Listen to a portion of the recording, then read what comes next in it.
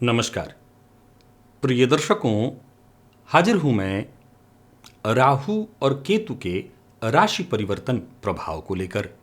30 अक्टूबर 2023 दिन में 10:32 पर राहु और केतु अपनी वर्तमान मेष और तुला राशि को छोड़कर क्रमशः मीन और कन्या राशि में प्रवेश करने जा रहे हैं, जहां की वो 18 मई 2025 तक संचरण करेंगे। इसके पश्चात राहु और केतु का पुनः एक बार परिवर्तन होगा और ये क्रमशः कुंभ और सिंह राशि में प्रवेश कर जाएंगे।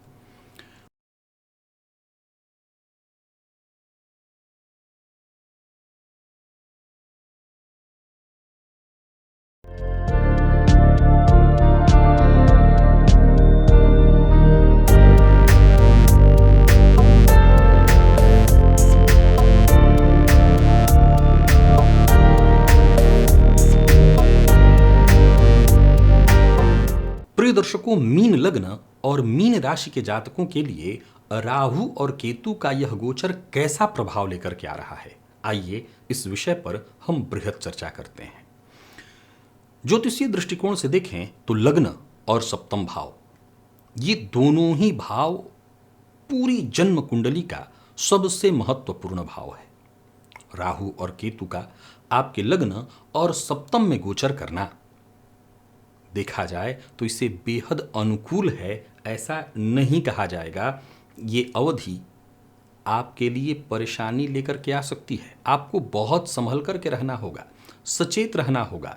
आपको अपना दृष्टिकोण थोड़ा व्यापक बनाना होगा, आपको थोड़ा सजग रहना होगा, आलस्य से बचना होगा, क्योंकि इस गोचर काल के दौरान स्वास्थ्य में भी परेशानी आएगी, दाम्पत्य जीवन में भी परेशानी आएगी, कोई पुरानी बीमारी पुनः लौट आएगी। जरूरत पड़ने पर आपको चिकित्सकीय सलाह अवश्य लेनी होगी। किसी भी प्रकार की लापरवाही आपको मुसीबत में डाल सकती है। हालांकि देखा जाए तो राहु और केतु के बारे में एक बात आपको अवश्य बताना चाहूँगा। राहु मीन राशि में है, जो देवगुरु बृहस्पति की साधारण राशि ही है, पर देवगुरु की राशि है। फलतः विद्यार्थियों के लिए या वो सभी लोग जिनके काम ही जुगाड़ से चलते हैं, बुद्धिमत्ता से ही जिनकी रोजी रोटी चलती है, उनके लिए कहीं ना कहीं परेशानी तो अंदरूनी रहेगी। जो परेशानी की बात मैं कह चुका हूं, जो आगे आपको बताऊंगा, वो रहेगी। पर यह बात भी ध्यान रखना है कि उनकी रोजी रोटी ठीक ठाक चल जाएगी। हालांकि वो विद्यार्थी जो पहले से ही जिनका मन भटकता है, मन अशांत रहता है, जिनकी कुंडली के लग्न में ही राहु बैठे हैं, जिनको राहु की दशा चल रही है, उनको दिक्कत और परेशानियों का सामना करना पड़ेगा। इस गोचर काल के दौरान किसी भी तरह से जल्दबाजी में निर्णय लेने से आपको बचना चाहिए, क्योंकि जल्दबाजी में लिया गया निर्णय आपके लिए बिल्कुल उचित परिणाम देने वाला नहीं होगा। इस गोचर काल के दौरान कहीं ना कहीं दोस्तों के साथ, जीवन साथी के साथ, पार्टनर के साथ मन मुटाव की स्थिति उत्पन्न होगी। राहु और केतु के इस गोचर से एक ऐसी स्थिति उत्पन्न होगी जहां जीवन साथी आपस में, प्रेमी के साथ, जो आपके अपने हैं उनके साथ आप बातों को छुपाने की कोशिश करने लगेंगे, अपनी बातों को गुप्त रखने की कोशिश करने लगेंगे, जो कि बिल्कुल ठीक नहीं है। ये दाम्पत्य जीवन हो या प्रेम संबंध हो, वहाँ पर इसे खराब दृष्टिकोण से देखा जाएगा। तो वहीं आपकी वाणी, आपके स्वभाव, आपकी चाल चलन, आपके खान पान के कारण एक नकारात्मक छवि समाज में बनती दिखाई पड़ रही है। यानी कुल मिलाकर के देखें तो मीन लग्न और राशि के जातकों के लिए राहु और केतु का यह गोचर कोई बहुत अच्छा तो नहीं कहा जाएगा। आइए इस गोचर को मैं यहाँ समझाता हूँ। ये तो आप जानते हैं कि वर्तमान समय में आपको 7.5 चल रही है। 7.5 की ये प्रथम ढैया है, जिसका मूल उद्देश्य है व्यय कराना, खर्च की वृद्धि करना। ये लग्न, चाहे वो जन्म कुंडली का हो या चंद्र कुंडली का, यही हमारा सब कुछ है, चाहे हमारा व्यक्तित्व कह लीजिए, सर्वे सर्वा है ये। यहाँ पर बैठे राहु कई तरह से हमें परेशान करेंगे। पहला, आलस्य। दूसरा, किसी भी काम में मन न लगने देना। तीसरा, हर कार्य में डिले, बाधा, कार्यों में बार बार रुकावट आना, मन का व्यर्थ में भटकना, अशांति की स्थिति पहले तो उत्पन्न होगी। Number 1 point. नंबर 2, यहाँ बैठे राहु स्वास्थ्य में भी परेशानी खड़ा करेंगे। जोड़ों का दर्द, हड्डियों से संबंधित, नसों से संबंधित परेशानी, या पूर्व की का कोई रोग जो कि लगभग ठीक हो चुका था, याद रखिएगा।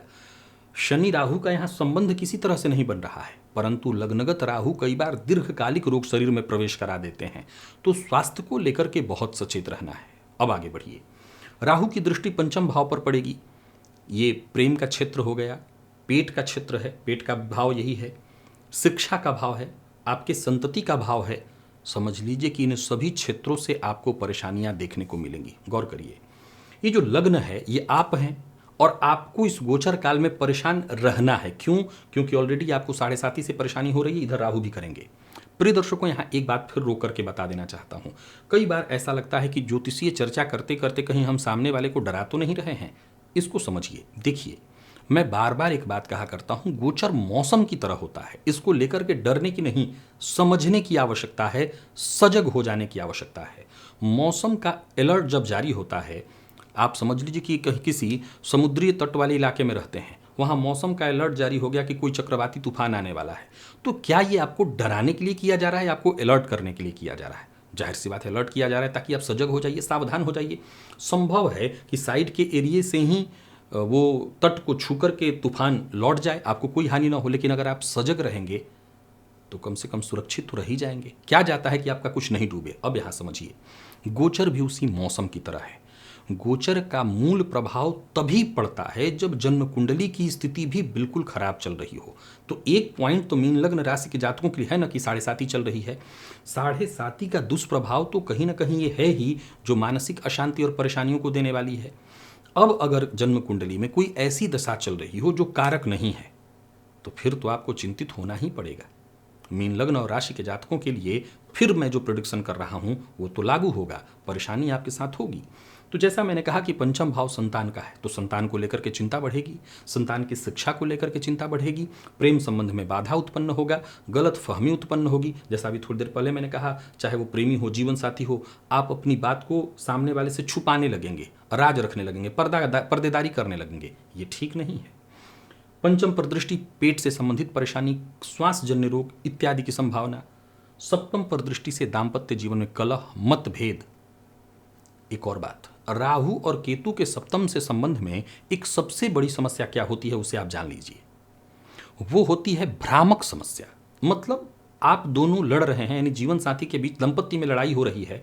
असल ध्यान से देखा जाए तो विषय क्या है, क्यों लड़ रहे हैं, सही सही तो आपको भी पता नहीं है, बस लड़ रहे हैं। यानी किसी छोटी सी बात से आप दोनों के बीच लड़ाई का बीजारोपण होगा और फिर बाद में आप लड़ते रहे। यही करते हैं राहु और केतु। असल में जिनकी कुंडली में भी, ये कुंडली की चर्चा, ये गोचर की बात हटा देता हूं, कुंडली में राहु केतु का संबंध है, वो एक बार आजमा करके देखें।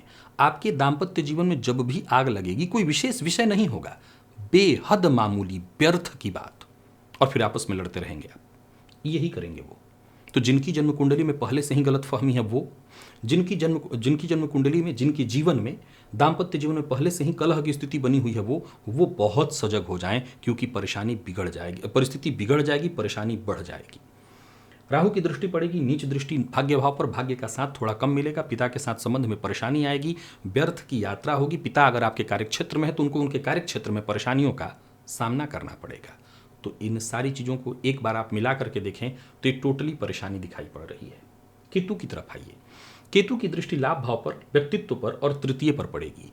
यहां पर मीन लग्न और राशि के जातकों के लिए थोड़ी सी मैं राहत की चर्चा करने जा रहा हूं।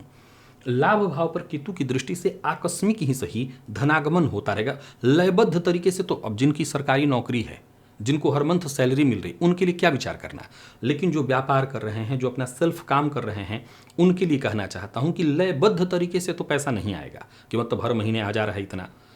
कभी किसी महीने अप हो जाएगा तो किसी महीने डाउन हो जाएगा, अप डाउन ये लगा, पर आएगा, ये अच्छी बात है। परंतु अब ये जो राहु केतु की चर्चा मैं कर रहा हूं, यहां एक और पॉइंट सिद्ध कर देता हूं कि नीच दृष्टि भी पढ़कर के तीसरे भाव पर कोई ज्यादा दिक्कत नहीं है। संबंध चाहे बड़े भाई हों या छोटे भाई हों, उनसे जरूर खराब हो जाए, परंतु धनागमन हो रहा है, ये अच्छी बात है। पुरुषार्थ भी आप करेंगे, ये अच्छी बात है। पर मैं इस बात को जरा सिद्ध कर दूं कि जरा सोच के देखिए कि घर से निकलने से पहले आप पति पत्नी आज खूब लड़े हैं। चाहे स्त्री जॉब करने जा रही हो या पुरुष जा रहा हो, मैं दोनों के लिए कह रहा हूं कि आज आप खूब लड़के गए हैं। 2 महीने से आप दोनों के बीच बोलचाल बंद है, एक ही छत के नीचे सो रहे हैं, लेकिन आपस में बातचीत नहीं हो रही है। अब मुझे जरा बताइए कि क्या धन कमाने में मन लगेगा? क्या आपका दिमाग वो जुगाड़ू सोच ले आ पाएगा जिससे बहुत अच्छा धन अर्जित कर लें? तो जवाब है ना। प्रिय दर्शकों, चीजें असल में कड़ी से जुड़ी होती हैं। ध्यान दीजिए कि हमेशा सिक्के के दो पहलू होते हैं। अगर कोई ग्रह नुकसान पहुंचा रहा है तो केवल वो नुकसान नहीं पहुंचाता, उसके साथ ही साथ कुछ ना कुछ सुरक्षा के भी रास्ते वो देता है। आपके लिए वो फायदे की भी बात करता है। परंतु होता क्या है कि जब हम भीतर से जूझ रहे हों तो फायदे वाली चीजें हमें समझ ही नहीं आती। ये वैसे ही है जैसे एक चिलचिलाती धूप में थोड़ी सी कहीं छांव मिल भी जाए तो उस छांव से कुछ ज्यादा मतलब सिद्ध नहीं हो पाता, क्योंकि पथिक जब तक अपने मंजिल तक न पहुंच जाए तब तक तो उसको धूप में ही चलना है। यहां केतु लाभ देंगे, पर वही मन अशांत, दिग्भ्रमित स्थिति, चिंता बनी रहेगी, सही दिशा में कार्य नहीं होगा, मन में एकाग्रता नहीं होगी, कार्यों में बाधा उत्पन्न होगी। गृह कलह की चर्चा तो कर ही चुका हूं, मानसिक रूप से परेशानी की चर्चा तो कर ही चुका हूं। तो वो जो शांति मिलेगी भी, जो धन आएगा भी, वो इतना बेहतर तो नहीं कह सकते। फिर भी सलाह देता हूं, खान पान पर नियंत्रण रखिएगा, संतान पक्ष को लेकर के विशेष सचेत रहिएगा, प्रेम संबंध के मामले में सावधानी बरतिएगा, जीवन साथी हो, प्रेमी हो, इन पर शक मत करिएगा। छोटे भाई बहनों के साथ संबंध जितना आप बचा सकते हो बचा करके और बना करके रखने का प्रयत्न करिएगा, ताकि यह गोचर शांति से निकल जाए। ठीक नहीं है तो उपाय करिए। क्या उपाय करना है? इस गोचर काल के दौरान एक तांबे का सर्प बनवा करके शिव मंदिर में जाकर के दान कर दीजिएगा। हनुमान जी की आराधना करते रहिएगा। साथ ही साथ धतूरे का पुष्प शिव जी पर जब भी मौका मिले जाकर के अर्पित करिए, इससे आपको फायदा अवश्य मिलेगा। और एक और उपाय करिए, इस गोचर काल के दौरान परेशानी बहुत अधिक बढ़ जाए तो एक लोहे का कड़ा भी धारण कर लीजिएगा, उससे आपको थोड़ी राहत मिलेगी। बस सब कुछ करते हुए ये ध्यान रखिएगा, हनुमान जी की शरणागति न छूटे। हनुमान जी की शरणागति ग्रहण किए रहेंगे, सुरक्षित रहेंगे और शांति से समय को आप पार कर जाएंगे। तो प्रिय दर्शकों, ये था मीन लग्न और मीन राशि के जातकों के लिए राहु और केतु के गोचर का प्रभाव। आज के लिए बस इतना ही। इजाजत दीजिए, पुनः मुलाकात होगी। तब तक के लिए नमस्कार।